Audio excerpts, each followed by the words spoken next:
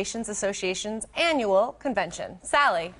Did you know Americans spend 60 hours a week viewing content across various platforms? And 84% of smartphone and tablet owners say they use their devices as second screens while watching TV. Well, cable companies are trying to keep up. Consumer technology expert Sarah Evans joins us now from the Cable Show in Los Angeles. Good morning, Sarah. Good morning. So what do you see as the single biggest trend in cable coming out of the Cable Show? Well, truly the biggest trend is we are the driver. The consumers are the driver of the biggest trends because it's all about personalization. The cable industry wants to create exactly what we want, which is TV, on-demand content, video content, when we want it, where we want it. I guess we do. Well, many people are actually talking about cutting the cord.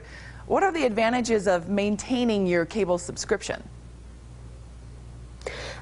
There are lots of advantages, but some of the key points and takeaways that I found are truly that nothing else offers more content than cable. So when you try to one-off or do bundles, we call it Franken bundling, you're not getting the amount of content that you can get through cable. Number two is if you're a consumer like me that bundles everything together, meaning home security and automation, your Wi-Fi, internet access, phone, and TV, it's all bundled together through one company that I know and trust, which I really like.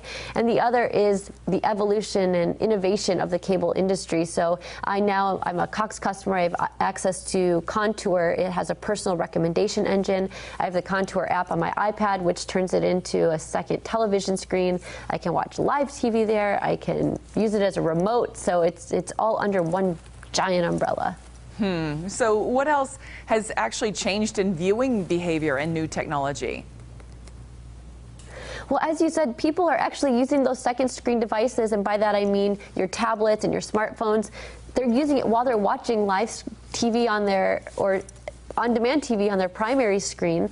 But what's really changing is that we're watching more content, whether that's DVR content, on-demand, live, streaming. And one of the cool findings in Cox markets is that since they've rolled out personal recommendation engines, people are also watching more channels.